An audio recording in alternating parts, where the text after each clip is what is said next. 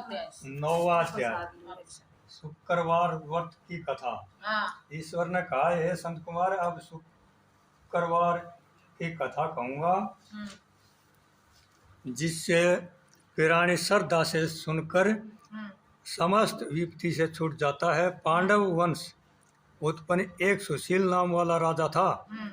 उसकी सुकेश नाम की पत्नी सुवर्ण गुणों से युक्त थी। जब पुत्र नहीं प्राप्त हुआ तो वह महित चिंताग्रस्त हुई। वह स्त्री के स्वभाव के कारण प्रत्येक महीने में कपड़े के टुकड़े को अपने उदर से बांधकर पेट वृद्धि करती थी। इस तरह साहस के कारण स्वयं परिस्थिति के अनुसार सुकेश गर्भिणी को खोजती रही। पर पराबंध से एक पुरोहित की पत्नी को उसने देखा। उस समय वह गर्भिणी थी। कपटी राजा की पत्नी ने प्रसव समय में दाई के कार्य करने वाली अन्य किसी स्त्री को इस काम के लिए नियुक्त किया। उस सूतिका को एकांत में बहुत धन दिया तथा अपने गर्भ के अनुकरण की सारी बातें कह सुनाई। राजा ने इधर अपनी पत्नी को गर्भवती जानकर पूसवन तथा सीमतोयन बड़े प्रसन्न मन से किया। पुरोहित की पत्नी का प्रसव का समय नजदीक आया। यह सुन उसी तरह रानी ने भी वचन रूपी कार्य किया। पुरोहित की स्त्री गर्भवती थी, परिस्थिति की बात जानती नहीं थी, अतः दाई की वाणी का पालन करती थी। पुरोहित की स्त्री की वचना करने के लिए दाई ने उसके नेत्र बांध दिए। उत्पन्न हुए पुत्र को किसी के द्वारा राजमहिष के समीप जाना कोई नहीं जान सका। रानी ने पुत्र ग्रहण कर कहा कि मुझे लड़का हुआ है और सब जगह खबर कर दी। इधर दाई ने पुरोहित पत्नी के नेत्र बंधन खोले। वह अपने साथ मांस की एक पिंडी लाई थी। पुरोहित पत्नी को उसी को दिखाया तथा विषम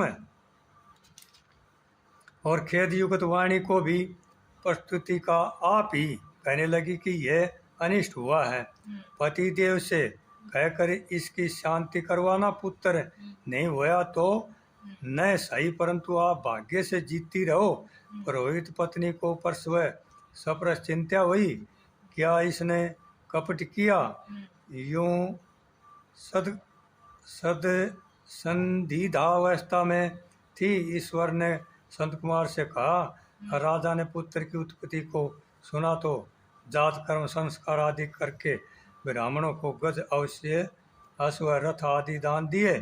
जो कैदी जेल खाने में बंद थे उन्हें प्रसन्नता पूर्वक छोड़कर सूतकांत में नामकरण आदि रखा। श्रावण महीने के आ जाने पर पुरोहित पत्नी ने शुक्रवार के दिन भक्ति द्वारा जीवंतिका का अर्चन किया। दिवालय में बहुत लड़कों के सहित जीवंतिका मूर्ति लिखवाकर पुष्प माला से अर्चन कर 5 दीपक जलाए।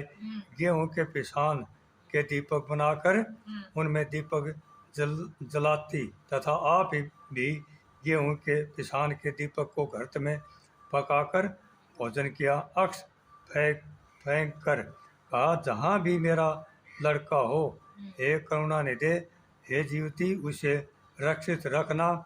यों प्रार्थना कर कथा श्रवण कर यथा विधि नमस्कार किया। जीवितिका के प्रसाद से बालक दीर्घायु हुआ।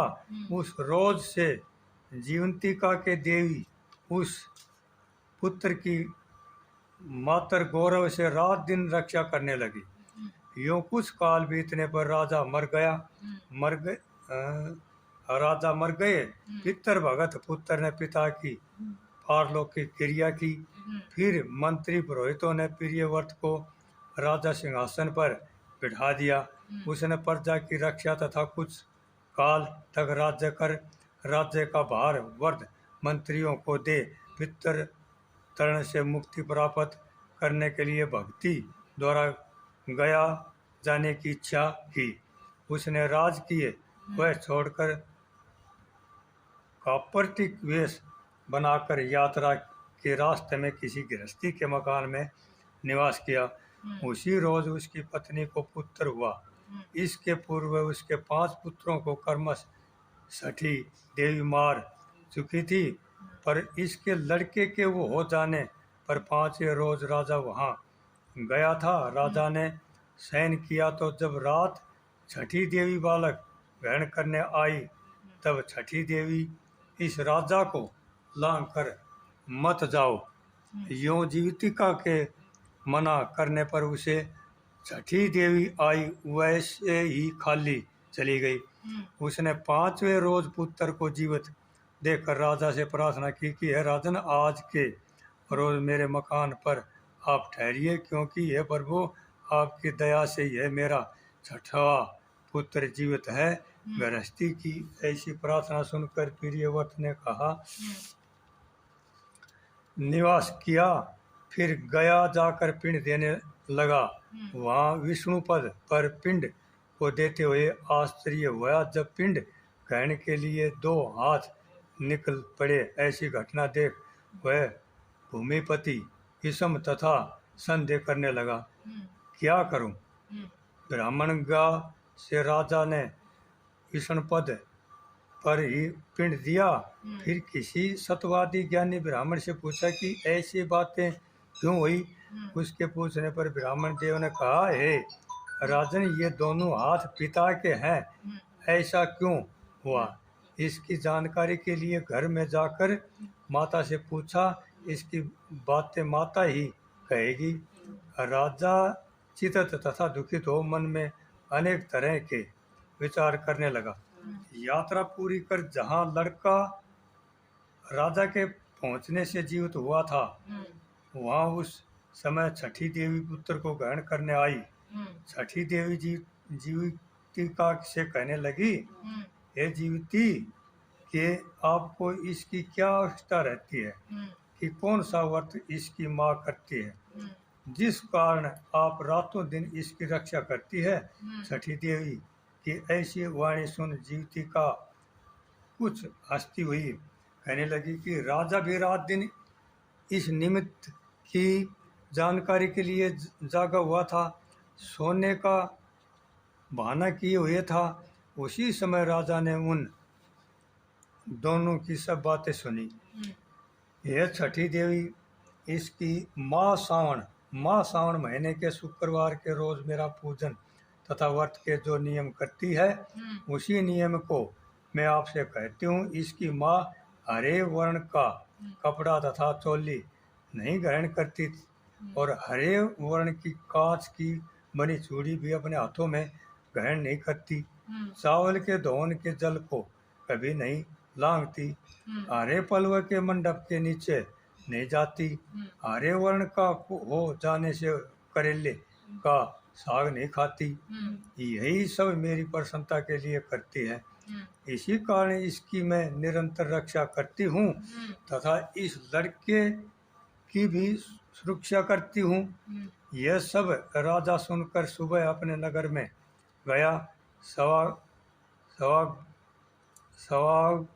सवागातारथ वहाँ राजा के नगरवासी तथा देववासी प्राणी आए। राजा ने माता से पूछा, हे माता, आप जीविती का व्रत करती है तो उसकी क्या विधि है? राजा के पूछने पर माँ ने कहा, जीविती का व्रत में नहीं जानती।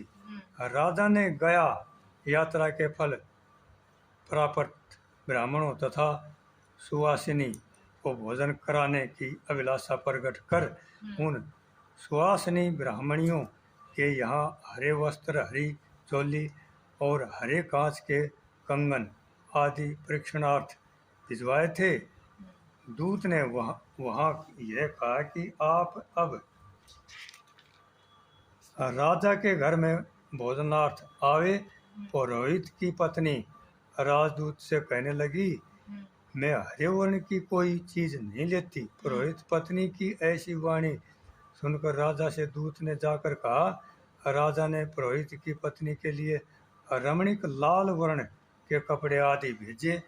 रोहित पत्नी उन सब चीजों को ग्रहण कर राजा के घर गई। वह पूर्व वाले दरवाजे पर चावल का धोवन तथा जल हरे वर्ण का मंडप देखकर अन्य दरवाजे से गई।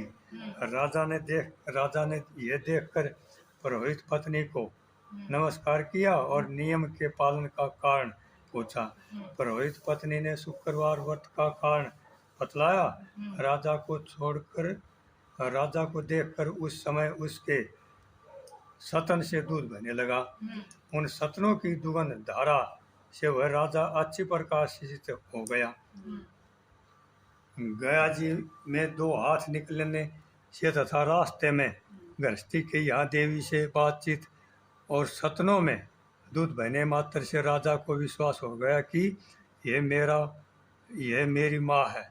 राजा ने ग्रह में रक्षा करने वाली माँ के समीप जाकर बड़े विनय से पूछा, हे माता, भय मत करो, मेरे जन्म समय की ठीक बात कहो। राजा के जन्म समय की बात सुकेशनी ने तथ्य रूप से वह कह दी। राजा ने इससे प्रसन्न हो अपनी जन्म देने वाली माँ बाप को नमस्कार किया और संपत्ति देकर बढ़ाया। इससे दोनों बड़े आनंदित हुए। एक दिन रात में जीवितिका का से राजा ने प्रार्थना की कि हे जीवितिका, मेरे जन्म देने वाले पिता हैं तो गया में क्यों 2 हाथ निकले। उसी समय संपन्न में देवी ने सैंस नाश करने देने वाली वाणी में कहा, हे राजन, मैंने तुझे केवल विश्वास दिलाने के लिए ऐसी माया की थी, इसमें संदेह मत करो। शिव ने संत कुमार जी से कहा है, संत कुमार, यह सावन महीने के शुक्रवार के सारे महात्म को मैंने आपसे कहा। इस व्रत को करने मात्र से प्राणी सब इच्छाओं को पूर्ण कर लेता है। बोलो शंकर भगवान की जय।